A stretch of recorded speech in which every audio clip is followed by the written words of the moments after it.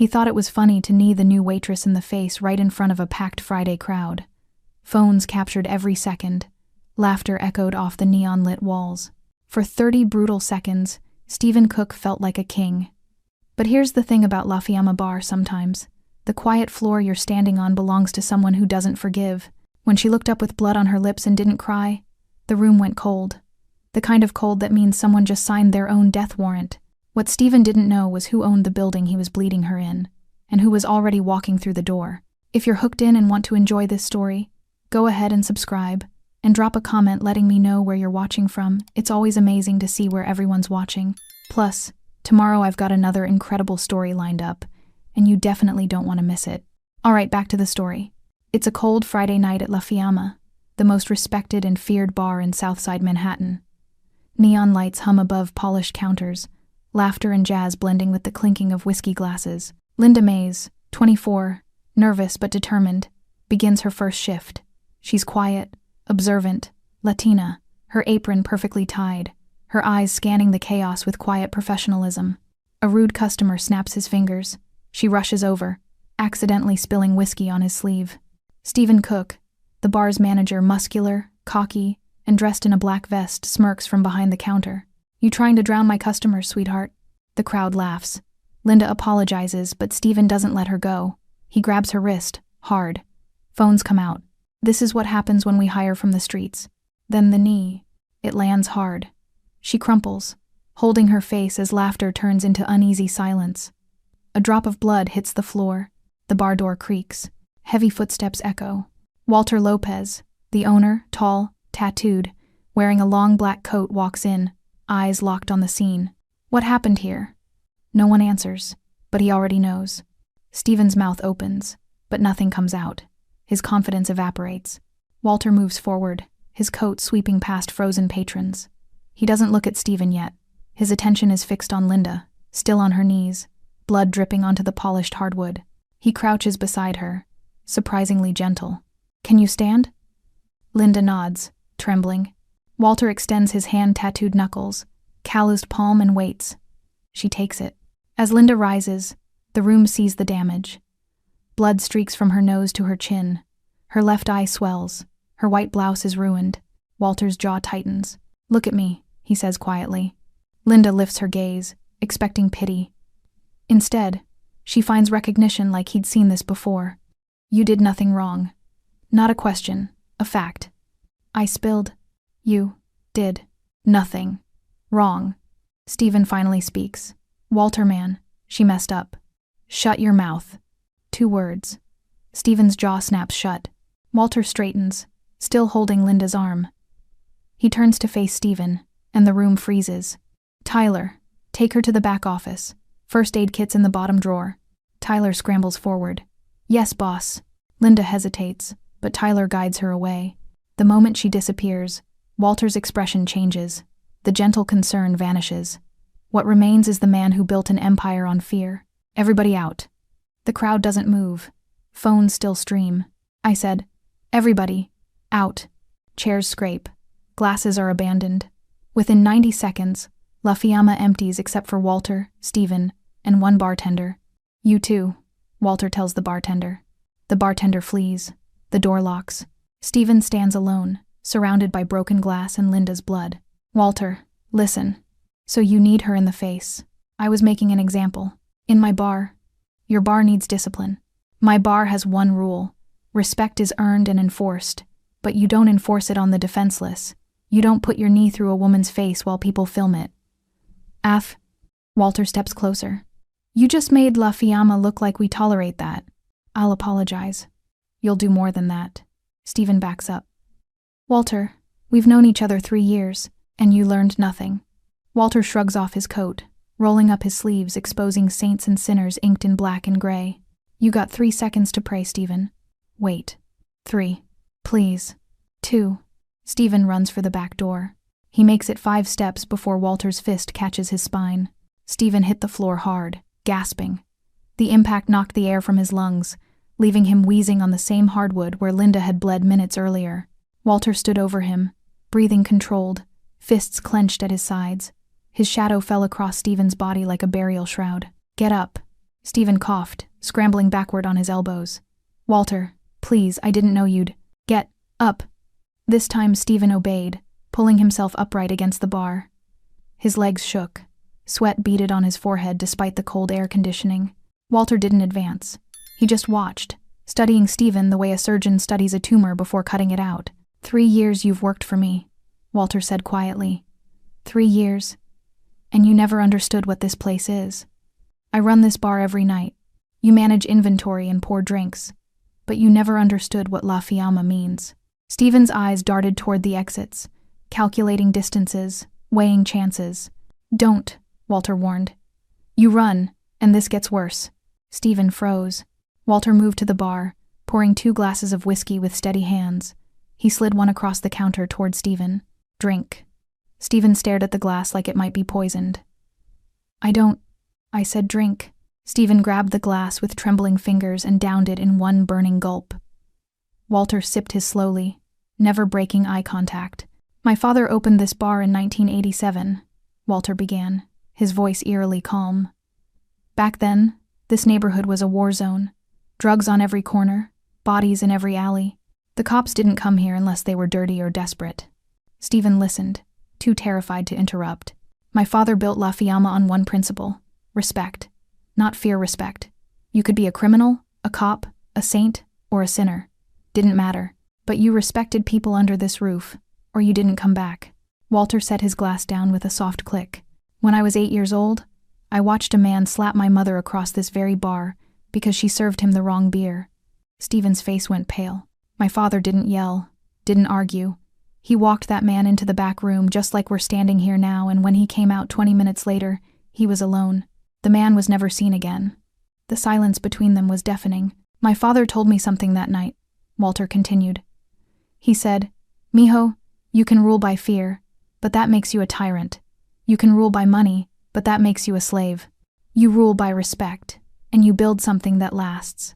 Walter stepped closer, and Stephen pressed harder against the bar. So, when I saw you knee that girl in the face, when I saw you humiliate someone defenseless in front of a crowd for your own ego, I didn't just see a manager overstepping. I saw everything my father taught me being pissed on. I'm sorry, Stephen whispered. I swear, I'll never. You're right, you never will. In one fluid motion, Walter grabbed a bottle from behind the bar, expensive scotch, aged 20 years, and smashed it against the counter. Glass exploded. Amber liquid pooled across the wood. Stephen flinched, raising his arms defensively. But Walter didn't swing at him. He just stood there, holding the broken bottleneck, letting Stephen imagine what could happen. You know what the worst part is? Walter asked softly. It's not even the violence. I've done worse to people who deserved it. The worst part is you did it for entertainment. You humiliated that girl to make people laugh, to feel big. He dropped the broken bottle. It shattered further against the floor. That makes you weak. Walter turned away, walking toward the hallway where Linda had disappeared. Stephen exhaled in relief too soon. Walter stopped at the doorway, his back still turned. Pack your things. You've got 1 hour to clear out your locker and leave Manhattan. If I see you in this borough again, if I even hear your name in this city, I'll finish what I started tonight. Walter, this is my job. My life. Walter glanced back over his shoulder, and Stephen saw something in those dark eyes that made his blood freeze. You should have thought about that before you made her bleed on my floor. Walter disappeared down the hallway, leaving Stephen alone with the broken glass, the spilled whiskey, and the ghost of every bad decision he'd ever made. In the back office, Linda sat on a desk, holding ice wrapped in a bar towel against her face.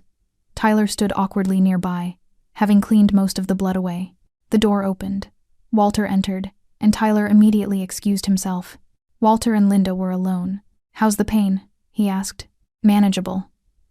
Your nose isn't broken. Eye's gonna swell, but you'll be fine.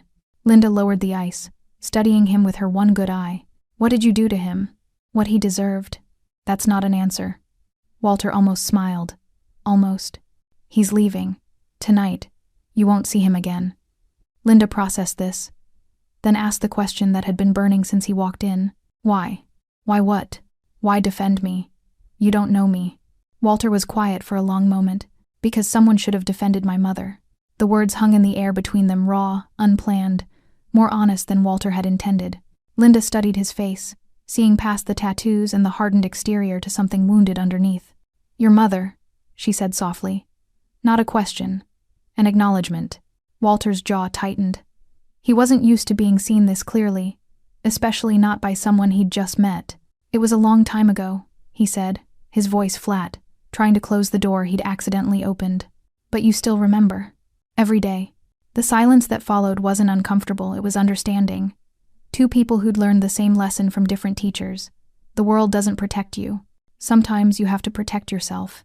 Walter cleared his throat, stepping back into the role of boss. You should go home. Get some rest. Take the weekend off. Are you firing me? The question caught him off guard. What? No. Then I'll finish my shift. Linda, you just got… I know what happened to me, she interrupted, lowering the ice pack. Her left eye was swollen nearly shut, bruises already blooming purple across her cheekbone. And I know what happens if I leave now. Walter frowned. What do you mean? I mean everyone out there with their phones saw me get knocked down. If I run home crying, that's the story. Girl gets humiliated and quits. That's what goes viral. That's what people remember. She stood up, wincing slightly but steady. But if I walk back out there and finish my shift, then the story changes. Then I'm the one who didn't break. Walter stared at her, genuinely impressed. Most people would have taken the exit he offered, the easy out, the victim card. But Linda Mays wasn't most people. You're tougher than I thought, he admitted. I've had practice. Something in the way she said it told Walter there were stories there. Stories that probably looked a lot like his own. All right, he said finally. But you're not serving tables tonight. Work the bar with Tyler. Let people see your face, but keep your distance. Linda nodded. And Stephen? Gone. He won't bother you again. You sure about that? Walter's expression darkened. I'm very sure. 20 minutes later, Linda emerged from the back hallway into a bar that had slowly refilled. Word had spread fast, some customers had returned, curious, while others had arrived fresh, drawn by the rumors circulating online. Every conversation stopped when they saw her. Linda walked behind the bar, her head held high despite the swelling and bruising. She tied a clean apron around her waist and picked up a bottle of vodka like nothing had happened. Tyler leaned close, whispering, You don't have to do this. Yes, I do. The first customer approached a middle-aged woman in a business suit, eyes wide with recognition. Oh my God, you're the girl from the video. Are you okay? Linda managed a small smile. I'm working. What can I get you? Vodka tonic. But sweetie, shouldn't you be at a hospital? The hospital can't pay my rent. Vodka tonic coming up. The response rippled through the nearby tables. Phones came out again, but this time the narrative was different. This time they weren't filming a victim, they were filming a survivor. Walter watched from his usual corner booth. Arms crossed, a ghost of pride crossing his features. An hour passed. Then two. Linda worked methodically, her movements careful but confident. Customers watched her with a mixture of respect and curiosity. Some left generous tips. Others whispered among themselves, spreading the new version of tonight's story. Around midnight, Tyler printed out the night's receipts, and his eyes went wide. Linda, you need to see this. She glanced at the numbers. Despite the chaos, despite losing an hour to the incident, despite everything, La Fiamma had its best Friday night revenue in 6 months. People came to see if you'd show up, Tyler explained. Half these customers weren't even here earlier. They heard what happened and came too. I don't know, witness it, support you? Linda didn't know whether to laugh or cry. Near closing time, Walter approached the bar. He pulled out a piece of chalk and the small blackboard they used for daily specials. What are you doing? Linda asked. He didn't answer, just wrote in clean, bold letters. Respect is served here. He placed it prominently at the bar's entrance, visible from the street. New house rule, he said simply. Linda looked at the sign, then at Walter. You're really changing things, aren't you? No, he corrected. I'm remembering what they should have been all along. As the last customers filtered out, Linda untied her apron, exhaustion finally catching up with her. Walter? He looked up from counting the register. Thank you. For tonight. For… She gestured vaguely. Everything. Walter nodded once, a small, controlled movement that somehow conveyed more than words could. Go home, Linda. Ice that eye. I'll see you Monday. She headed for the exit, pausing at the door to look back at the sign one more time. Respect is served here. For the first time all night, she smiled, a real one, despite the pain. Maybe this job wouldn't be so bad after all. Linda woke up Saturday afternoon to 847 missed calls. Her phone had been buzzing all night, but exhaustion and painkillers had knocked her out cold.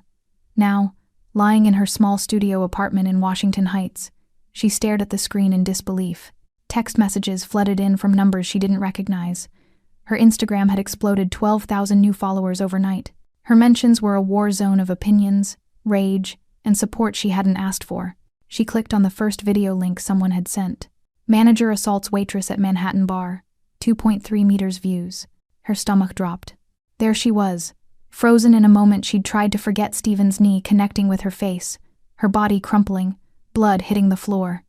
The angle was perfect, the lighting crystal clear.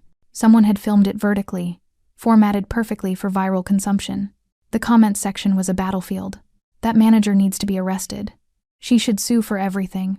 This is what happens when men have unchecked power. Anyone know her name? She's a warrior for coming back out. La Fiamma bar needs to be shut down. Linda's hands shook. She kept scrolling. Another video. Waitress returns to work after brutal assault. 890K views. This one showed her walking back onto the floor, swollen eye and all, tying her apron with steady hands. The caption read, "This is what strength looks like." Her phone rang. Unknown number. She declined it. It rang again immediately. Different number. She turned it off completely and sat in the silence of her apartment, ice pack pressed against her face, trying to process how her worst moment had become the world's entertainment. Across town, Walter sat in his lawyer's office, listening to a lecture he'd heard variations of 100 times before. "The police are asking questions," Marcus Brennan said, pacing behind his mahogany desk. "They've seen the videos. They want to know where Stephen Cook is." Walter sipped his coffee unbothered. "Stephen quit. Left the city. Convenient timing. Very." Marcus stopped pacing, leaning forward on his desk. "Walter, I've kept you out of trouble for 15 years, but this is different. This isn't backroom business. This is public. This is viral. The DA's office is getting calls. Pressure's mounting." "Let them come. Let them," Marcus rubbed his temples. "You understand what happens if they find Stephen and he talks? If he says you assaulted him? Threatened him?" Walter set his coffee down with deliberate calm. "Stephen won't talk. How can you be so sure?" "Because he knows what happens if he does."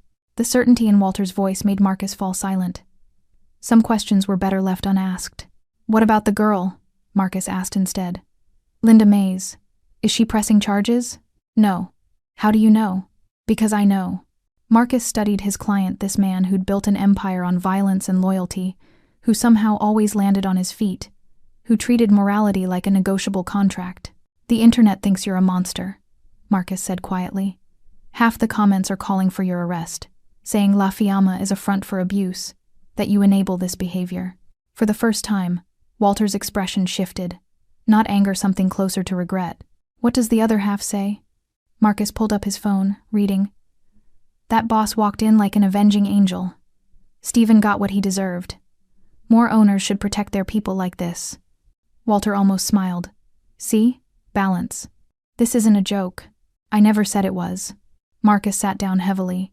"What's your play here, Walter? Because the optics are bad. Manager assaults employee, disappears the same night the owner confronts him. It writes itself." Walter stood, buttoning his coat. "My play is simple. I run my bar the way my father taught me. With respect. Stephen broke that code, and he faced consequences. If the DA wants to make something of it, they can try. And if they come for you?" Walter headed for the door, pausing with his hand on the handle. "Then they better bring everyone." By Sunday morning, the story had morphed beyond recognition. News outlets picked it up. Viral video exposes workplace violence at high-end Manhattan bar. Think pieces appeared. Why we still tolerate abuse in service industry. Activists called for boycotts.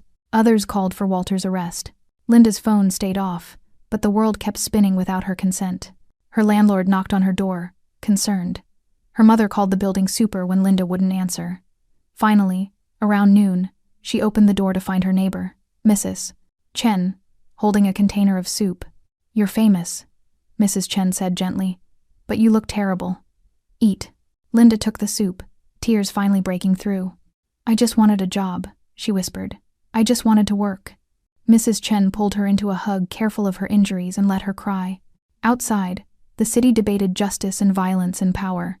Inside a small apartment in Washington Heights, a 4-year-old woman just wanted the world to stop watching, but the internet never forgets. And neither does Walter Lopez. Monday morning arrived like a verdict. Linda stood outside La Fiamma at 9 a.m., staring at the locked doors. Her reflection stared back from the tinted glass, faded bruises, a yellowing eye, a face the entire internet recognized. She'd spent Sunday hiding. Now she had a choice. Disappear into the noise, or reclaim her narrative. She knocked. Footsteps echoed inside. The lock turned. Walter opened the door, dressed in a simple black shirt, sleeves rolled to his elbows. He looked tired, more human than the avenging figure from Friday night. "You came," he said, surprised. "You told me to come back Monday. I didn't think you would." Linda stepped inside. The bar looked different in daylight, smaller, less mythical. Just tables and chairs, and the lingering smell of whiskey and lemon cleaner. "Have you seen the news?" she asked. "All of it. People think you're a criminal." "I am a criminal." The bluntness caught her off guard. Walter moved behind the bar. Starting a pot of coffee like this was a normal Monday morning conversation. "I've broken laws," he continued. "Hurt people. Done things I can't take back. But I've never pretended to be something I'm not." Linda sat on a bar stool, watching him work. "Then why protect me? Why risk all this attention for someone you don't even know?" Walter poured 2 cups, sliding one across to her. "You want the truth or the version that makes me look better?" "The truth." He leaned against the counter, meeting her eyes. "Because when I saw you on that floor, I saw my mother, 27 years ago, in almost this exact spot. And I was 8 years old, watching, unable to do anything." Linda's chest tightened. "My father handled it his way," Walter continued. "Violent, final, permanent. And it worked. People respected him after that, feared him. But I remember my mother's face more than anything. Not the bruise, not the blood. The look in her eyes when she realized no one had moved to help her until my father walked in." He took a long drink of coffee. That look said, "I'm alone. And I swore I'd never let anyone feel that way under this roof again." Linda processed this, the weight of inherited trauma sitting between them like a third presence. "Your father," she asked carefully, "what happened to the man who hit her?" "He disappeared. Nobody asked questions, and you learned from that." "I learned violence has consequences, sometimes necessary ones." Linda set her cup down. "Walter, what you did to Stephen, was that necessary or personal?" The question landed hard. Walter's expression flickered defensiveness, then something more honest. "Both," he admitted. "And that's what worries me." "Why?" "Because my father taught me loyalty, not empathy. He taught me how to command respect through fear. But you," he gestured at her, "you didn't cry, didn't beg.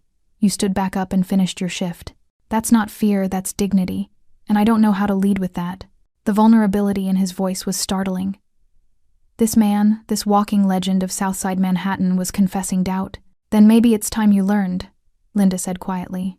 Walter looked at her like she'd spoken a foreign language. "You want to honor your father's code?" she continued. "Stop ruling like him. Start building something different, something better." "You think it's that simple?" "No. But I think you already know what needs to change. You're just scared to admit the old way is broken." Silence filled the bar, not uncomfortable, but charged with possibility. Walter pushed off the counter, walking toward the back office. "Come with me." Linda followed him down the hallway, past framed photos of the bar's history, black and white images of Walter's father, young and stern, surrounded by men who looked more like soldiers than staff. Walter's office was sparse: a desk, filing cabinets, a wall safe, and one window overlooking the alley. He pulled a folder from the desk drawer. "These are complaints," he said, opening it. "From staff over the past 3 years. Harassment, intimidation, unpaid overtime. I ignored most of them because that's how things worked. Keep your head down. Earn your place. Survive." He dropped the folder on the desk. "Stephen wasn't the problem. He was a symptom. And I let it fester because I was too busy maintaining an image to actually lead." Linda picked up the folder, scanning the pages. Names she didn't recognize, stories that sounded too familiar. "What are you going to do?" she asked. Walter met her gaze, and for the first time since Friday, she saw something beyond the enforcer, beyond the boss. She saw a man trying to be better. "I'm going to clean house," he said. "Anyone who broke the code, who abused their position, who made this place feel unsafe, they're gone. New rules. New standards. And who decides those standards? Walter smiled faintly. I was hoping you'd help with that. Linda stared at him, stunned. Me? You asked what's the difference between justice and anger. Show me. The call came Tuesday morning at 6:47 a.m. Walter was already awake, nursing black coffee in his apartment overlooking the Hudson, when his phone vibrated. The number was unlisted but familiar, one of his contacts in the NYPD. An old friend who owed him more favors than either of them cared to count. Turn on the news, Detective Ray Carmichael said without preamble. Channel 4. Walter grabbed the remote. The screen flickered to life mid-broadcast. Discovered early this morning at Pier 19. Police say the vehicle belongs to Stephen Cook, age 34, reported missing since Friday night. While no body has been recovered, authorities found Cook's vest and identification inside the vehicle, along with what appears to be blood on the steering wheel. Walter's jaw tightened. The camera panned to show Cook's black Toyota, driver's door open, water lapping against the dock's edge. Tell me you had nothing to do with this, Ray said over the phone, though his tone suggested he already knew the answer. I haven't seen Stephen since Friday. That's not what I asked. Walter's silence spoke volumes. Ray exhaled heavily. Walter, I've looked the other way for years because you keep order in a neighborhood the department can't control. But this is different. This is a missing person case with your name written all over it. The viral video, the timing, the location, it's a 5-minute drive from La Fiamma. Stephen left on his own. What he did after that isn't my concern. Except everyone thinks it is. The DA's already talking about bringing you in for questioning. Then let her talk. Damn it, Walter. Walter ended the call. He stood at his window, watching the sunrise paint the river gold, and felt nothing. Not guilt, not satisfaction. Just the cold certainty that comes from doing what needed to be done. His phone buzzed again. This time, a text from Linda. Are you seeing this? Please tell me you didn't. He didn't respond. Linda arrived at La Fiamma 20 minutes later, using the back entrance to avoid the news vans already gathering out front. She found Walter in his office, the TV muted on the same news coverage. Did you kill him? She asked, closing the door behind her. Walter didn't look up. No. Did you have him killed? No. Then where is he? I don't know. Linda studied his face, searching for the lie. You're telling me Stephen just happened to disappear the same night you confronted him, and his car just happened to end up at the docks? And you had nothing to do with it? Walter finally met her eyes. I told him to leave the city. I told him what would happen if he didn't. What he chose after that was his decision. That's not an answer. It's the only one you're getting. Linda's hands clenched into fists. You promised me you were going to do things differently. You said you wanted to build something better. How is this better? Stephen made his choice Friday night when he put his knee through your face. I gave him an out a chance to walk away. If he chose to run in the wrong direction, that's on him. You sound just like your father. The comparison hit like a slap. Walter's expression darkened, but Linda didn't back down. You want to know the difference between justice and anger? She pressed. Justice has rules. Justice has process. What you did, whatever you did, that's just revenge dressed up in a code you use to justify violence. You think Stephen deserved better? I think you deserve better than becoming the monster everyone already thinks you are. Her voice cracked on the last word. Walter saw it then, not just anger, but disappointment. She'd started to believe in him, in the possibility of change, and now she was watching that hope crumble. I didn't touch Stephen, Walter said quietly. I swear on my mother's memory. I threatened him, yes. I scared him, yes. But I didn't lay another hand on him after that night. Then who did? I don't know. But when you spend years making enemies, eventually one of them catches up. Linda wanted to believe him. God, she wanted to. But the timing, the location, the convenient disappearance, it was too perfect, too clean. The police are going to come for you, she said. I know. And when they do, I'll tell them the truth. Stephen quit. He left. I don't know where he went. They won't believe you. They don't have to. They need proof, and there isn't any. Linda moved toward the door, her hand on the handle. I can't be part of this, Walter. I can't work for someone who what, protected you? Gave you a second chance? Offered you a voice in rebuilding this place? She turned back, tears threatening. Who might be a murderer? The word hung between them like smoke. Walter stood, his voice dropping to something almost pleading. I'm not asking you to trust me blindly. I'm asking you to give me the benefit of doubt until the truth comes out. Can you do that? Linda's hand trembled on the doorknob. Outside, cameras flashed. Reporters shouted questions at empty air. Inside, two people stood at a crossroads neither had expected. 1 week, Linda said finally. If the truth doesn't come out in 1 week, I'm done. Walter nodded slowly. 1 week. She left without another word. Wednesday night, 11:47 p.m. Linda's apartment buzzer rang, jarring her from restless half-sleep. She grabbed her phone, no calls, no texts. The buzzer rang again, more insistent. She pressed the intercom. Who is it? It's Walter. Her stomach dropped. What are you doing here? Please, I need to talk to you. Every instinct screamed at her to send him away. But something in his voice, something raw and unguarded, made her hesitate. She buzzed him up. 2 minutes later, Walter stood in her doorway. No coat, just a dark Henley and jeans. His knuckles were bruised, his eyes shadowed with exhaustion. He looked less like a crime boss and more like a man coming apart at the seams. There are reporters following me, he said. 3 cars. I lost them in Harlem, but they'll find me eventually. I shouldn't have come here. I'm sorry. Linda stepped aside. Get in before someone sees you. He entered her small studio, taking in the second-hand furniture, the hot plate kitchenette, the single window overlooking a brick wall. A life lived on the margins, invisible to people like him. You want coffee? She asked, needing something to do with her hands. I want to tell you the truth. Linda sat on her futon, gesturing for him to continue. Walter remained standing, too restless to sit. Stephen's not dead, he said. At least I don't think he is. You don't think? After I confronted him Friday, I had 2 of my guys escort him to Port Authority. Gave him cash, told him to get on a bus and never come back. They watched him buy a ticket to Philadelphia. That's the last anyone saw of him. Then whose blood is in his car? I don't know, but I've been making calls, asking questions. Someone's setting me up, Linda. Someone who wants me to take the fall for Stephen's disappearance. Linda processed this. Who would do that?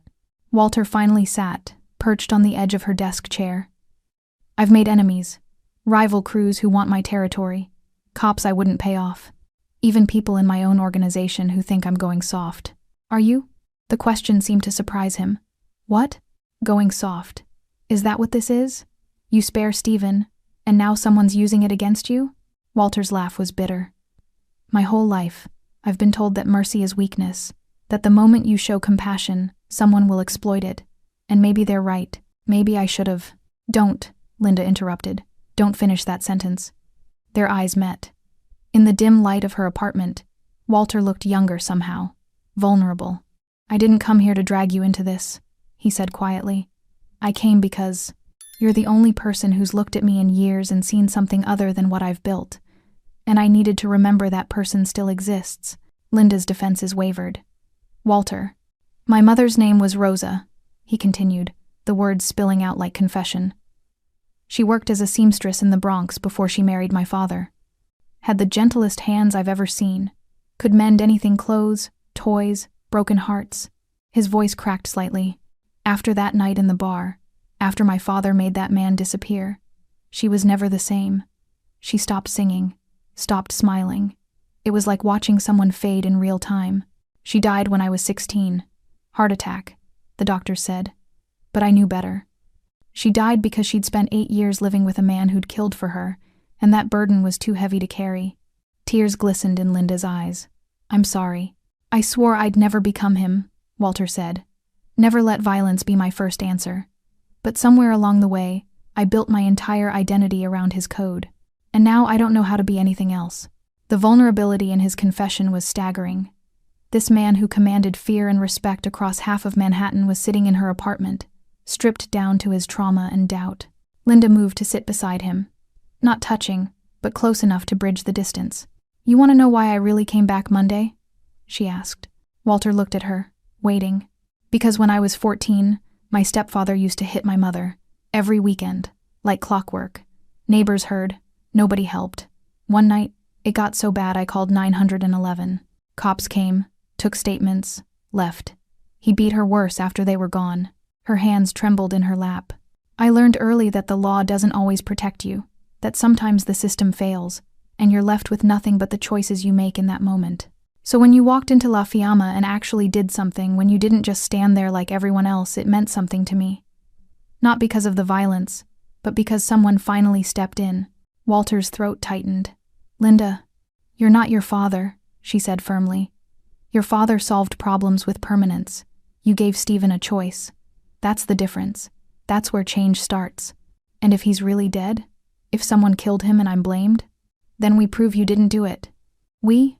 Linda met his eyes. 1 week, remember? I said I'd give you 1 week. I meant it. For the first time in days, Walter felt something other than dread. He felt hope.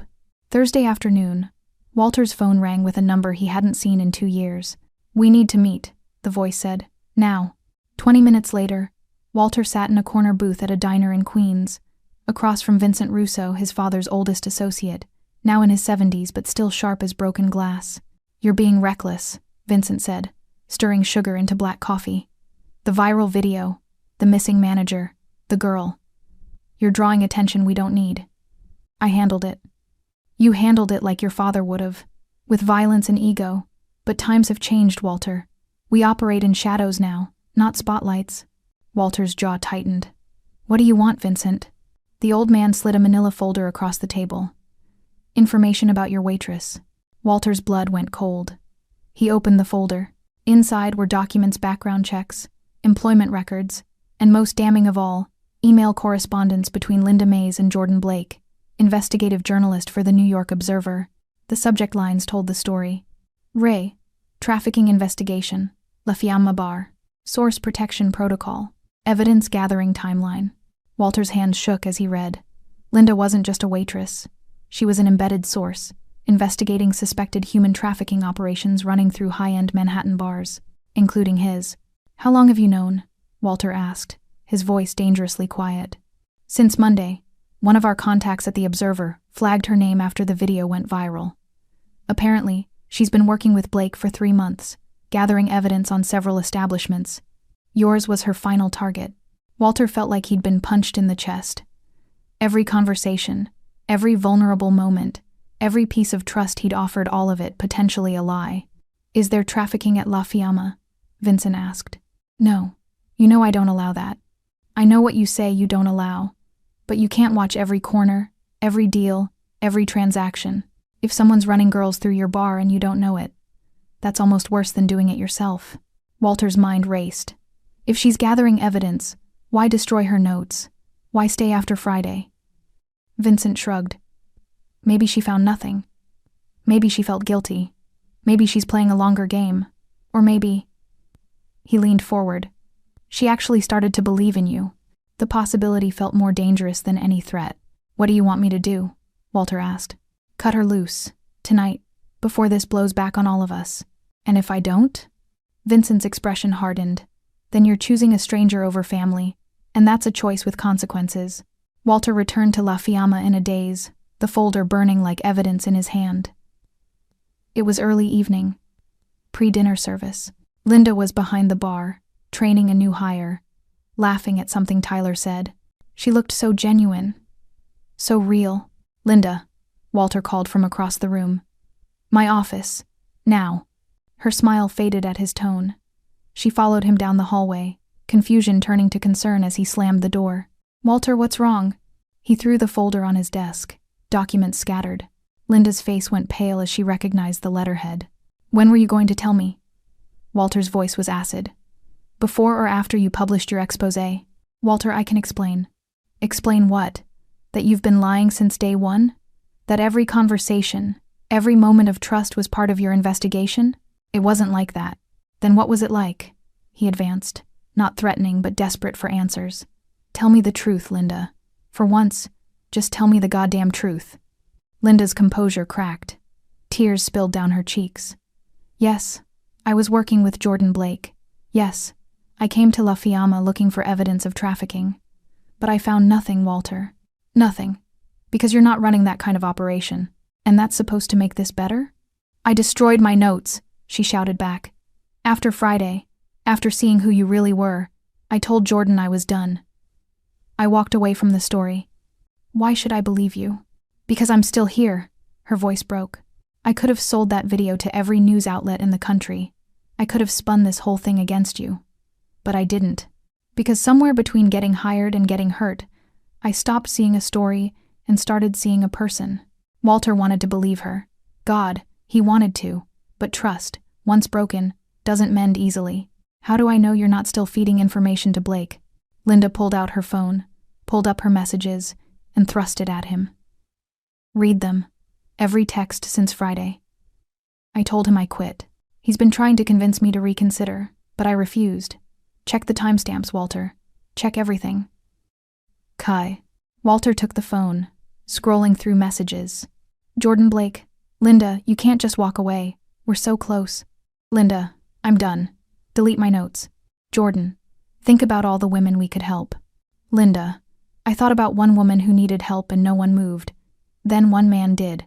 That's my answer. The final message was from yesterday. Jordan, you're making a mistake. Linda, maybe, but it's mine to make. Walter's anger deflated into exhaustion. He handed back her phone and sat heavily in his chair. You should have told me, he said quietly. I know. I opened up to you, told you things I've never told anyone. I know, she whispered. And I'm sorry. I'm so sorry. Silence filled the office, not hostile, but heavy with broken trust and uncertain futures. Vincent wants me to fire you, Walter finally said. Says you're a liability. Linda straightened. Then fire me. I don't want to. Then don't. Walter looked up, meeting her red-rimmed eyes. Why did you really stay, Linda? And don't give me some noble answer about justice. I want the real reason. Linda took a shaky breath. Because I spent 3 months investigating monsters, and when I finally met you, I realized you were just a man trying to honor a broken code. And I thought, maybe if I stayed, I could help you build a better one. You still think that's possible? After everything? Do you?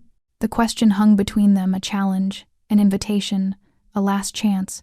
Walter stood, moving to the window overlooking the bar floor. He watched his staff prepare for the evening rush, good people, trying to make a living in a world that made that harder than it should be. My father would have had you disappeared, he said. No questions, no second chances. Just gone. But you're not your father.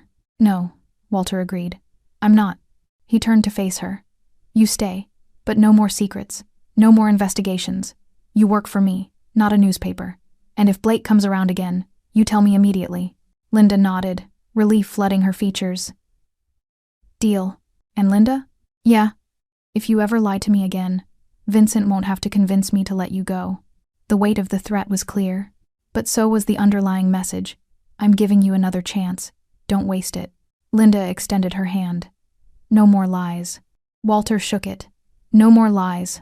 As she left his office, Walter sat back down, exhausted but oddly hopeful. They'd crossed a chasm together, damaged, uncertain, but still standing. Outside his window, the neon sign flickered to life. La Fiamma.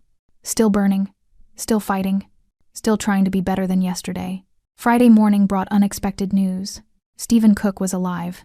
The call came from Detective Carmichael at 7 a.m.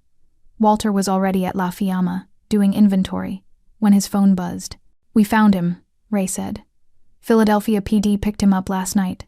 He's alive, banged up, but talking. Walter's grip tightened on a bottle of vodka he'd been counting. What's he saying?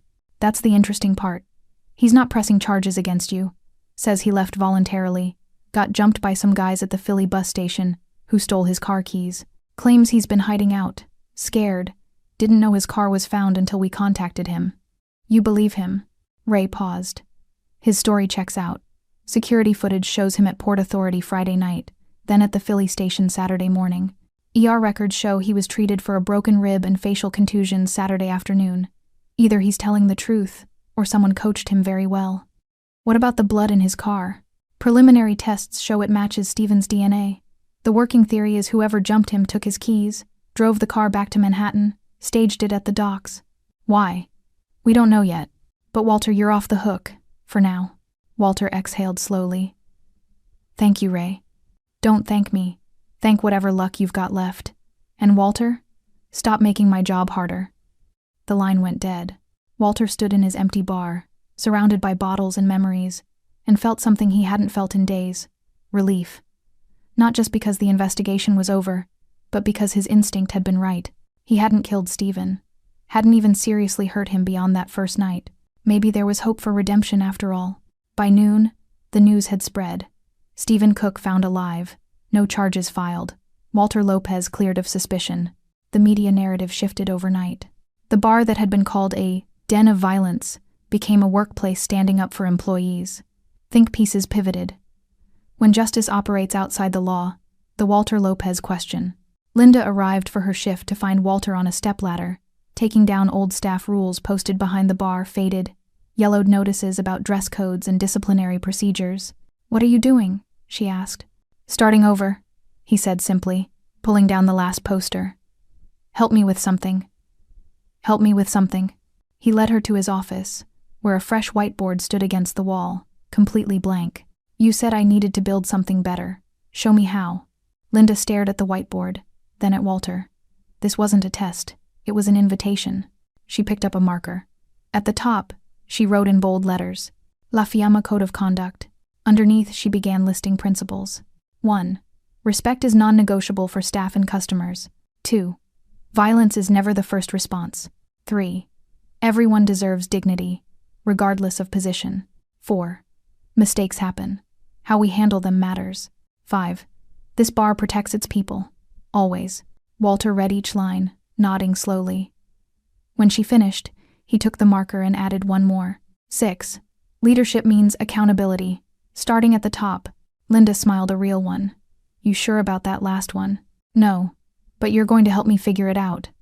Over the next hour, they worked together, refining the code, discussing enforcement, planning how to communicate changes to the staff. It felt less like boss and employee, more like partners building something neither could create alone. "We need to fire people," Linda said carefully. "Reading through those complaints, there are staff members who've been problems for years. If we're serious about change, we can't keep them." Walter nodded. "Make a list. I'll handle it personally. And hiring? We need to rebuild trust, bring in people who believe in what we're trying to do. You have hiring authority. Anyone you bring in, I'll approve." Linda set down the marker, studying him. "You're really doing this, actually changing things." "I'm trying. That's all I can promise." A knock interrupted them. Tyler stuck his head in, looking nervous. "Boss, there's someone here to see both of you." Walter and Linda exchanged glances and followed Tyler to the main floor. Standing by the bar was Jordan Blake, 30-something, athletic build, expensive camera bag over his shoulder. He looked every bit the crusading journalist. "Mr. Lopez." Jordan extended his hand. "Jordan Blake, New York Observer. I believe you know why I'm here." Walter didn't shake.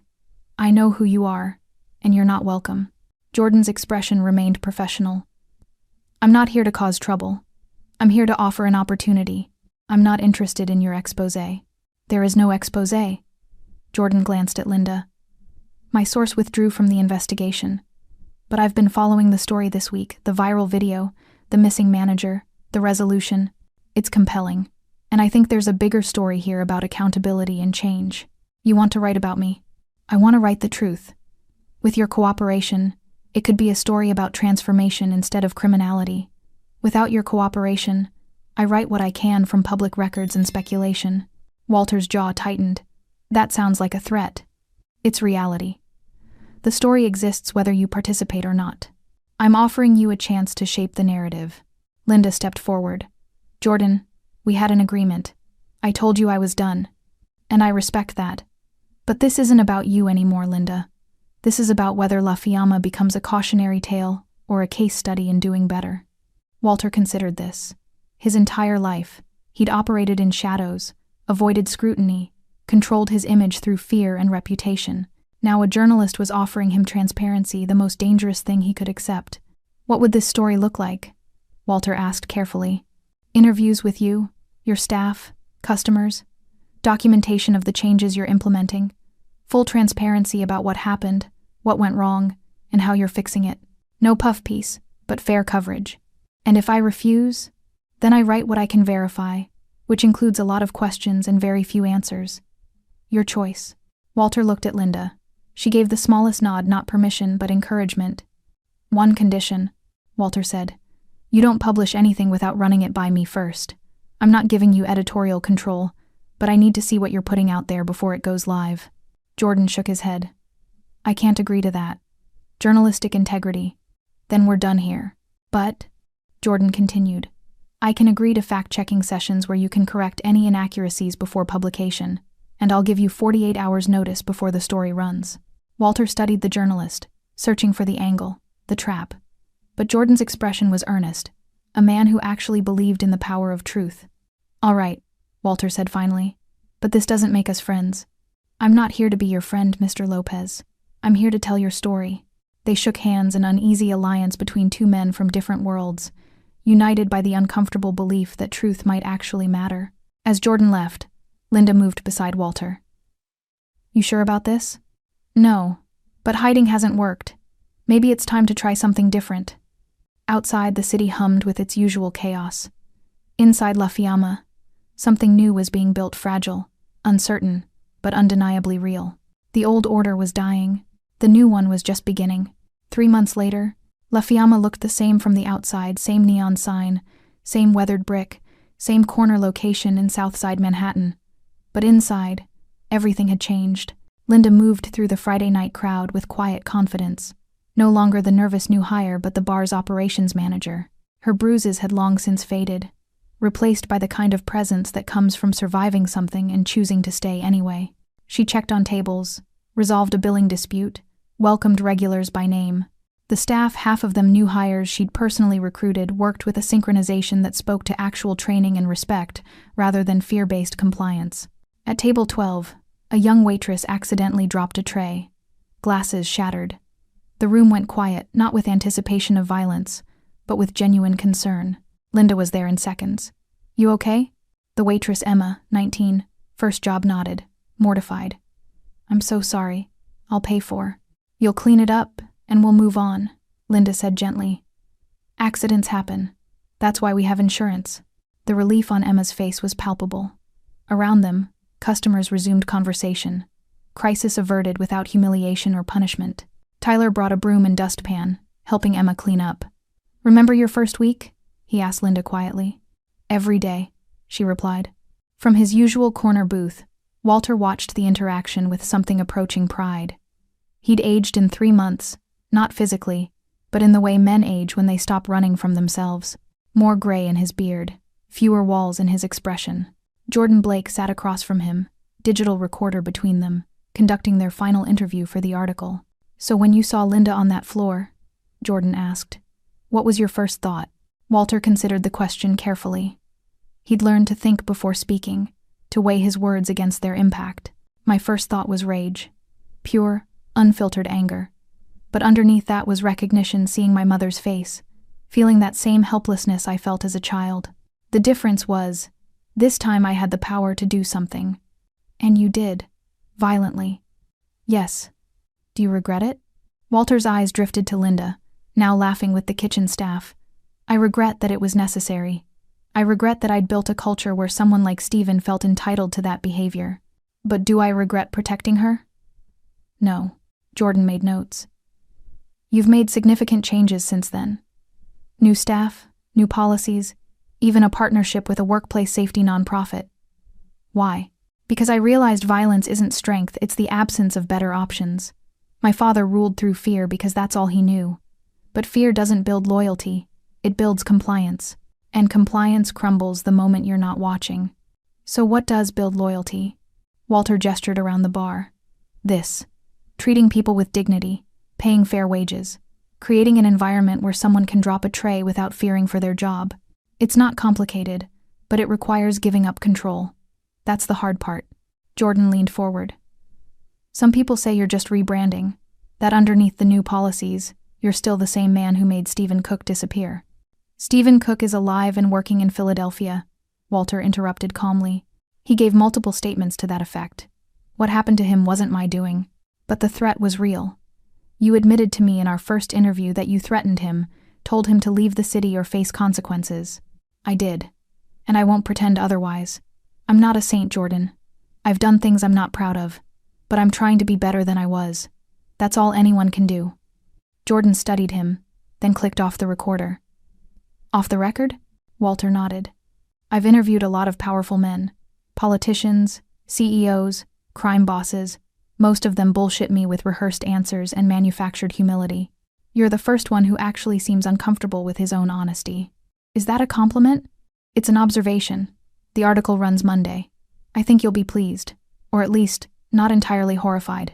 They shook hands, a gesture that had become genuine over 3 months of interviews, fact checks, and reluctant mutual respect. As Jordan gathered his equipment, Linda approached the booth. He go easy on you? He never goes easy on anyone, Walter replied. That's why I trust him. Linda slid into the seat Jordan had vacated. The Friday night rush was winding down, the crowd thinning to regulars and night owls. Emma did well tonight, Walter observed. She's a quick learner. Reminds me of someone. Reckless and accident-prone? Linda laughed, the sound still surprised Walter. How easily joy came to her now. Determined and resilient, they sat in comfortable silence, watching their bar breathe with life that felt earned rather than feared. I've been thinking, Linda said carefully, about expanding. There's a community center 3 blocks from here that needs funding. I thought maybe La Fiamma could sponsor some programs, youth services, job training, maybe even a small restaurant incubator. Walter raised an eyebrow. You want to turn me into a philanthropist? I want to turn you into a neighbor. There's a difference. That'll cost money. We're making more than ever. And the good press from Jordan's article won't hurt. Plus, she smiled, imagine your father's face if he could see you now. Lopez family funds after-school programs.